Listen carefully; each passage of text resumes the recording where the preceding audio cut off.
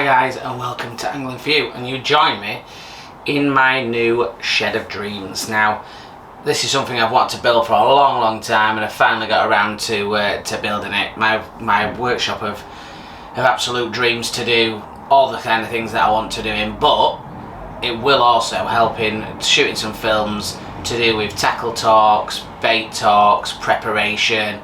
We can get it here. We've got the nice bench to work on, we've got the nice vise, we've got the nice background to shoot against the wood. It's absolutely spot on and will be fantastic for doing all those kind of fantastic things. So today's video, we're back. We've not been doing them for a long time, as you can see if you looked on the social media, on the Facebook. I've been out trying to lose some old timber. Now that I've made a good dent in it, we're going to start to get back and focus on a little bit of fishing. So something that I bought towards the last last season, and you'll see obviously in the title, were a couple of new bits of luggage. Now I didn't actually do a video on them whatsoever, which is very unlike myself, as you would know, and I wanted to share them. Now, I didn't really have a lot of thought process in them. I'd just got out of all the map gear. I'd changed my rollers to Inception rollers, 2 large, 1 small, and also obviously my ancillary bits and bobs, my 3D attachments, Preston and Matrix. I've got a sort of plethora of both, and what I wanted to do is have something to house those and a roller roost bag.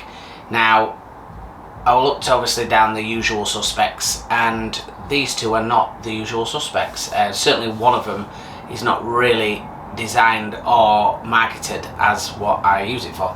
But without further ado, we'll get to those.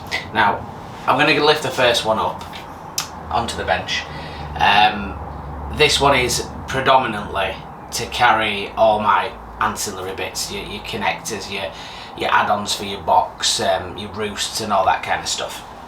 But it does also house some of my filming gear and some of my rollers, just my small one, but we'll get her up. So it's out of the Superior range. It's a little bit like a Matrix bag that I had a few years back, where everything folds up onto itself. It'll make sense in a second, but obviously it's got a hard sort of neoprene style base. Flip it over, which is sort of one of those hard wearing, weathering kind of waterproof bases. And as if you've ever used the Superior range, you'll know that kind of material that is on the outside. It's sort of like a wipeable. I don't think it's 100% waterproof, but it's certainly showerproof kind of material. Like all of that range, it has sort of really strong straps, Velcro and buckle straps, which are really well sewn on, which is a really good positive for what we need it for. The party tricks of these bags, like the Matrix, is we undo the 2 buckles and it opens a little bit like a present does, like so. Now, this is a really clever system of how it folds up. When you get them, you think it's not going to store hardly anything, and then when you actually get into it, you think, wow, it stores way more than I thought it would do. And I found that with the Matrix. So the 2 side compartments are quite a deep compartment. Now, I've got everything in here, from roosts, umbrellas, attachments, to pots, to the old sunscreen for the Barnet, you know, roosts for feeders, towels, all sorts of stuff that goes in here. And it is a deep pocket. We can see that. Give it a little thing. It is a deep pocket. I can sort of fit halfway of my arm into it, and it is a good size as well. I would reckon it's a good sort of 70 centimeters at least in length. Now, there's 2. Again, obviously, as you know, in Preston bags, the zips are great as well. Before I get to the other side, I'll open you up to the middle. Now the middle one, there's not really a lot in there, but the trick of the middle is that it's a cool bag, so you can see the cool bag material, and I underutilise it for cool bags. It has my Inception mini roller in there. Now, as you can see, there's absolutely tons of space in there. It could get another, at least another one in there of the mini rollers, and it could have additional stuff. So maybe if I am wanting to put the old pack up in there, if we're going, if I'm doing a full day and it's going to be warm, then maybe I could put it in there and keep it cool. In the other side, just like the other previous pocket, it's a deep old pocket. It's so deep, in fact, that it fits both of my full-sized, whatever these are called, it's just gone out of my head, tripods. I've got 2 of those full-size ones, and then I've got my mini one for the GoPro as well, so 3 tripods in there. With these as well, they absolutely gobble them up. So it is a really good bag. Now I'm going to flip it onto the front because I'm hoping that it's going to tell me what that bag's called, because that would be useful to you guys if you have or want a similar kind of bag. Let's buckle it back in. Like I said, double buckles on the top, and then a grab handle which is Velcro. So it's a Superior tackle and accessory bag. So we are using this one more or less for what it says. Now, the one that we're not using for what it's called is this bad boy. Now, once I got rid of my roosts, my pole, roost and roller bag, I was in a little bit of a hindering stage of what I went with. Obviously I've got to fit 2 full-size Inception rollers in, although they're not the biggest in the world of Daiwa and Reeve rollers. They are pretty big still, but I didn't want a massive bag. Now I tried getting a big bag to fit everything and going all in one.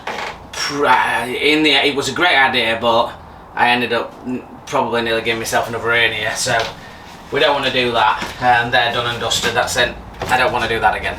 So I went with this. Now this is an end zone bag. Now this is classed as a feeder bag, where you'd take additional things to the bank and all your additional feeder stuff. But my God, is it mint for a roller and roost bag. So I start off with the straps, same as the Preston, really strong. It almost looks similar in colours, obviously. I know, I'm like them tart, but the colours are quite Preston-y. They all match sort of what I've got, although we've got a Matrix box now, but there we go. What I do like is the long strap across the middle. You can click off with one buckle at either side, so if you were just wanting to access everything and you didn't want to be, you could just lip it over the edge and it'd be no problem, but I just think it's quite a cool thing. You can unclip it, you can unclip both if you want, or you can unclip one like I've just done there. They've got the nice easy pull cords on there as well if you've got cold hands to pull on there on the zips. But I'm telling you, this is a boy. This is this is a mega bag for not what it's meant to be used for. The first amazing, and I'll give you a bit of backstory on this. I went to the Guys Fishing Tackle Bay, we're having a gander through stuff. I'd sold a few bits. As you know, I was sort of closing down from fishing a little bit to sort of get my journey going on with the weight loss. And I thought to myself, I don't really want to spend a lot of money because I want to come back in the season fresh, and I may look at other things and other directions that I want to go. So I just want something that'll do the job. But I'll end up keeping this because I got it blind as well, so I didn't know if anything. I tell a lie. I tried an Inception roller in the actual shop and it fit in, but that was mainly credentials around it. But what was amazing is the Ventilite rear tray just fits perfect on there, like absolutely. I mean, it's almost like it were measured for it. It's got a little bit of extra space, but it just fits absolutely cock on the top. So we'll just move that to the side for a start.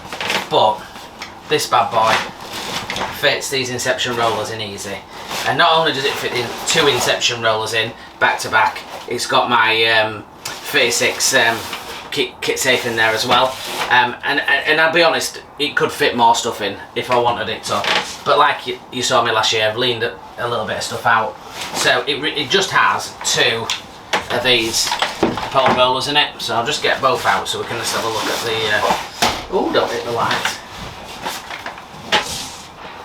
Oh, and I'm lying against here. It's also got my feeder arm in there as well. So as you can see, it's a massive old bag, and it just fits everything perfect. It's also got these little zip pockets, which I'm assuming at some point I'll actually use if I've got something to stick in there. But they're great if you just want to stick a few little, you know, you go to a bake shop and you see some, you know, pellets or whatever, or some little wafters, or you know, even a couple of packs of crisps or whatever when you're going out. Dave would love it because you could stick his snack stuff in it, but it's great to utilise in that way. Or you can do I'm assuming when you're on the feeders, using it as a feeder bag, you're doing, you know, your spare line and all that kind of stuff for your feeders. So all I do is I stick one roller in first, and I tuck this bag in flat at the back. Gives me enough space then to just turn this one the opposite way around and drop that in. Takes a little bit of a wiggling to get them in.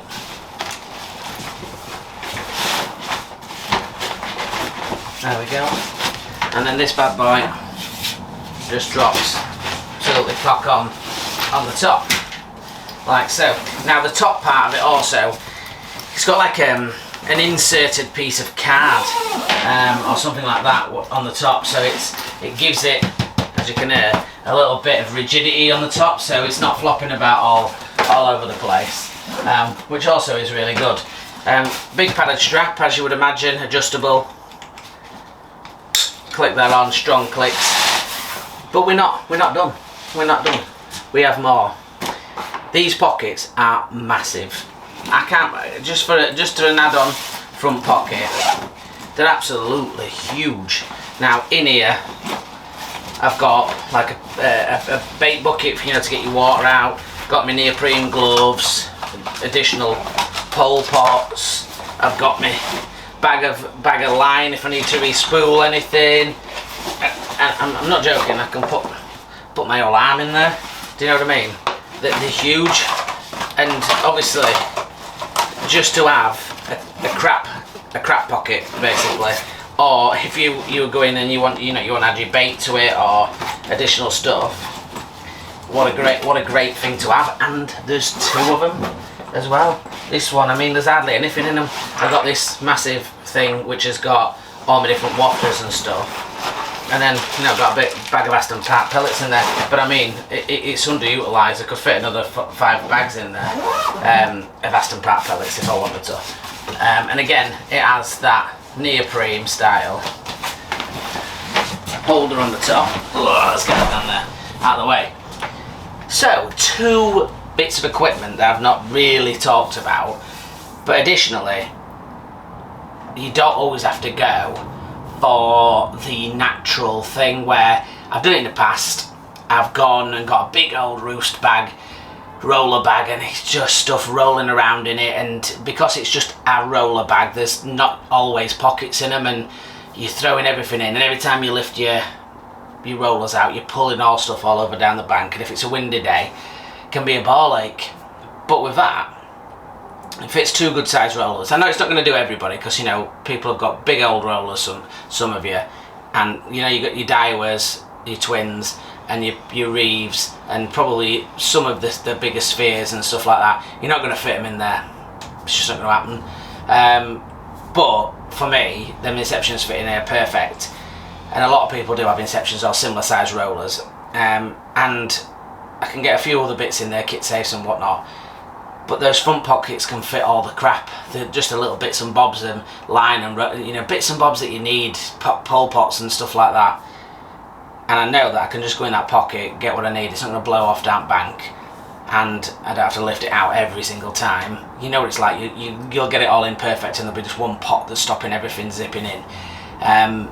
and it just makes it really cool. And the other one, again, I just like the suitcase kind of style of it, where I can just unclip it and roll it out and get to everything that I need. And it's, again, they're segmented, so you're not hunting through a bag to try and find all those bits like I was doing before. They're just segregated into the bits. I do like a segregation. It's a lovely word, that, isn't it? But yeah, it's spot on. And I thought I'd just do a little review just to wet the tip, just getting back in.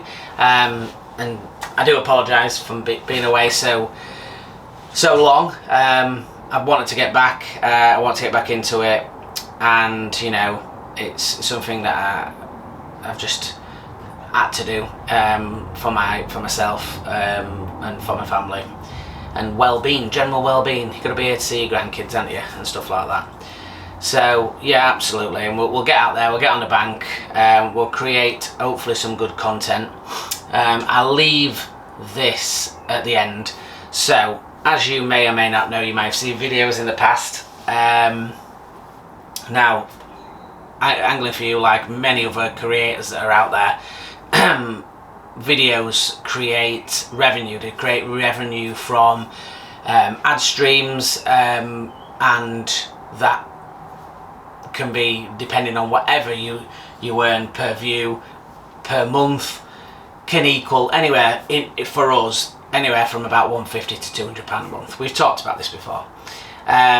It's money I didn't exactly need. I'm lucky to have a good job, but it just went back into regenerating things that I were buying to do more content, and turning over places we were going to, bait, petrol, etc, etc. Now that, as of 6 months ago, when we sort of calmed down, has stopped. I completely knocked that on the head. I've stopped doing that. I've stopped. So it's completely non-profit, and I know many of you are going to be, oh, well, you know, you put the work in and you reap the benefit. 100% agree with you. And again, like, when it's not thousands of pounds money maker, it's not there to be there, and it never has been. But I've stopped it, and I'm going to tell you why. And it's probably, people might think, oh, we don't need to know, and it doesn't matter. I agree. I've no reason or desire to. It's what I'm doing. It doesn't matter what other people say. No problems with that. The reason that I'm mentioning it is because with the videos, they won't be as regular as what we've done in the past. Having no monetary target, meaning going out more often, doesn't need as much money, and one of the reasons why I stopped it. I feel like because we've done so many videos, over 500 videos can get repetitive, and I think as time progresses and the quality of videos, you do need to revisit certain videos and redo them, and bring things up to more modern standards. Additionally, people might not go on those older videos and might want to see them, you know, now, and you might have more followers that you can show those things to. So one of the reasons that I'm not doing it is there's just no thing pushing you forward to do any more videos. So I can just focus on getting the quality right and doing the right videos and things like that. I think that's where I want to be. I just want to dip in and out and do good quality videos, and hopefully that's what we can do moving forward. So there won't be necessarily one every week like there used to be in the past. It might be one every 2 weeks, or later than that. But what I will say is I'll try my best to make the quality of that video better, and you know, hopefully that'll just lead to a better all-round experience for myself making the videos, but also you watching the videos. So that's it. That's a little add-on to a little video of what we've been up to. Some few little tips about not necessarily going down the line of buying a big bag and hunting around for something that potentially could do the job in a different way. I'm buzzing. I love it. I think that's one of the best things I've bought in ages, and that End Zone bag. And you know, it might not be for you. It might not fit your rollers for a start, but have a go out there and have a little look around and see what you can do, and see if it affects how your stuff goes out on the bank, and you know, you might always be saving a few pennies, because that's what we did. We didn't go for the absolute top of the range brand new, although it's a really good quality bag. It was an older bag, so it cost less money, and you know, nowadays that's always a positive, isn't it? So thank you very much for listening to me waffle on. I tended to waffle on because I haven't spoke to you all for so long. I'm well, I'm fit. I hope everybody's the same. I look forward to that video where we've got a rod and line in his hand and we're out on the bank, hopefully putting some fish in the net. And until then, guys, thank you very much for watching. Tight lines.